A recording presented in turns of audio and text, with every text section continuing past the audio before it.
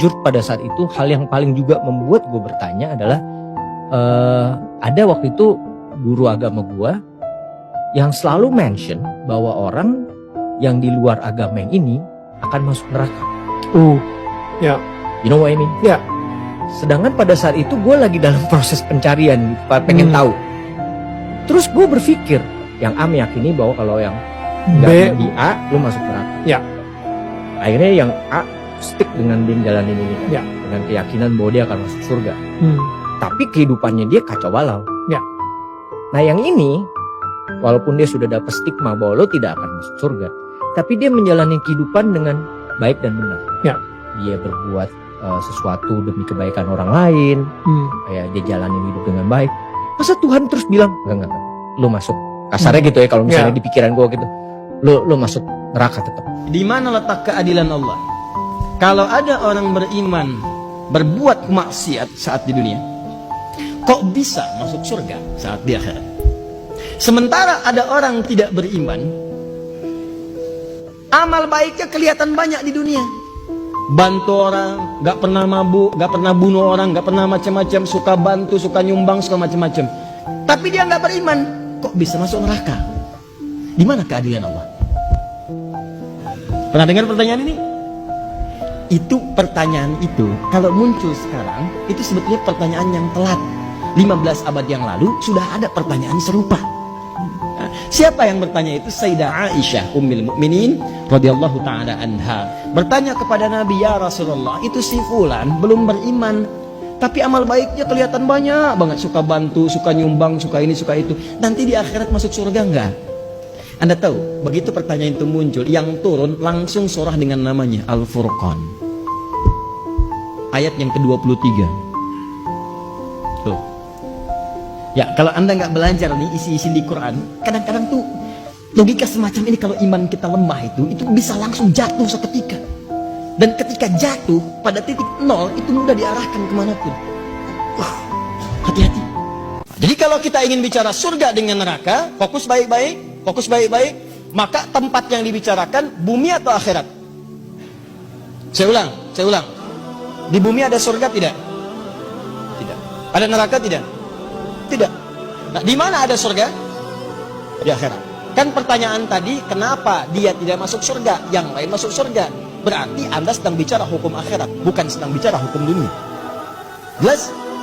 Nah, dalam kaidah mengatakan, di setiap tempat yang berbeda pasti memiliki hukum yang tidak sama.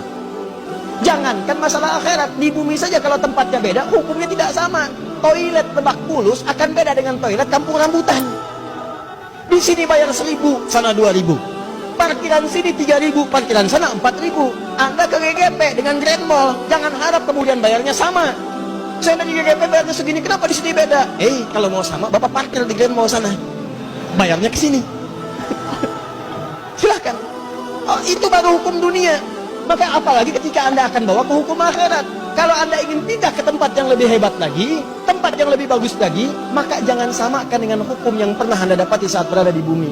Makanya jangankan hukumnya, benda-benda bumi pun akan dibawa ke akhirat. Makanya ketika seseorang kemudian wafat itu artinya meninggalkan bumi, meninggalkan dunia. Maka disebutlah kemudian telah meninggal dunia. Kenapa kalimatnya meninggal dunia? Orang sudah paham kok, wafat juga cukup wafat. Kenapa kalimat meninggal dunia dimunculkan? Maksudnya semua hukum-hukum dunia, bekal-bekal dunia akan ditinggalkan ketika dia meninggalkan tempat ini.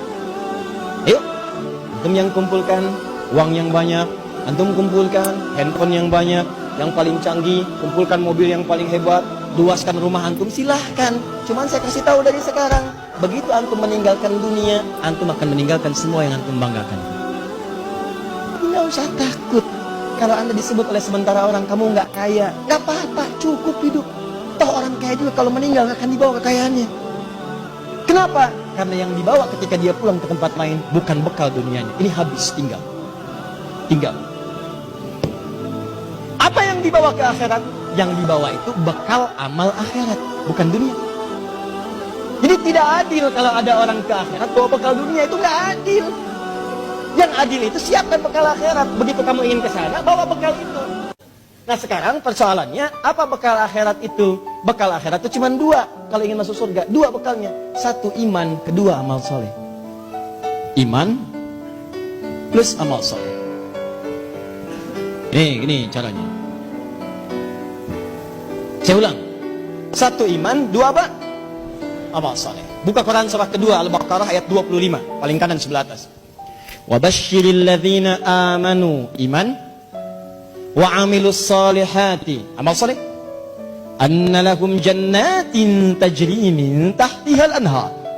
Maka orang yang punya iman dan membuktikan imannya dengan amal soleh itu, kami akan jamin muaranya dengan surga, dengan segala keindahannya. Sungai-sungai mengalir di bawahnya dengan segala ragam dan jenisnya. Ada air susu, ada macam-macam, ada madu dan sebagainya. Maka kalau anda ingin masuk ke surga, bekalnya cuma dua. Satu apa? Iman. Kedua apa? Amal soleh. Ini bekalnya. Pertama iman, diberikan bekal semua. Semua yang lahir itu membawa iman dalam dirinya. Cuman yang merubah itu lingkungannya. Kullu mauludin yuladu 'alal fitrah. Semua yang lahir dari rahim manusia manapun membawa fitrah. Fitrah diantaranya apa? Keimanan. Dari mana taunya? Buka Quran surah 30 ayat 30. Fa'aqim wajhaka lid-dini hanifa. Hadapkan dirimu kepada din yang sesungguhnya, yang lurus, yang benar. Apa itu din? Islam. Tahu dari mana? Quran surah ketiga ayat 19. Inna dina indallahil Islam. Teruskan ayat yang tadi. Fa'aqim wajhaka lid-dini hanifa. Din Islam. Fitratallahi allati fataran nasa 'alaiha. Itulah fitrah yang Allah berikan pada setiap manusia. Dia orang itu semua lahir ada fitrah. Fitrahnya itu beriman. Cuman sayang kata Nabi, kullu mauludin yuladu 'alal fitrah fa abawahu yuhawwidani aw yunassirani aw yumajjisani. Maka lingkungan abawa itu bukan cuma orang tua. Kadang orang tuanya muslim, disekolahkan di tempat yang bukan islami, terbawa, pindah keyakinan, iman hilang. Itu jadi masalah. Gaul di tempat orang yang tidak beriman, ke bawah. Ngobrol, diskusi, ke bawah. Pindah, hilang keimanan. Itu bekal iman tidak ada, tinggal amal soleh. Apa bentuknya amal soleh? Nih, banyak. Setiap kegiatan kita berpeluang jadi amal soleh kalau dilakukan dengan iman. Contoh, mau duduk? Bismillah. Begitu saya duduk, itu kalimat bismillah ya, itu yang menjadikan duduk saya mendapatkan pahala. Itu yang disebut dengan amal soleh. Saya ulang ya, saya ulang. Fokus.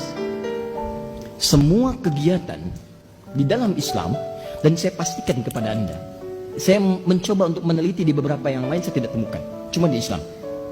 Ya, ini kaidah kita. Jadi kalau ditanya bisa jawab, bukan dalam konteks merendahkan yang lain, tidak. Perhatikan baik-baik. Cuma di dalam Islam yang semua aktivitasnya itu bersanding dengan doa, dari mulai bangun tidur sampai tidur lagi. Silahkan cek. Bangun tidur kita ada doanya? Ada. Cek di tempat lain, anda tidak akan temukan.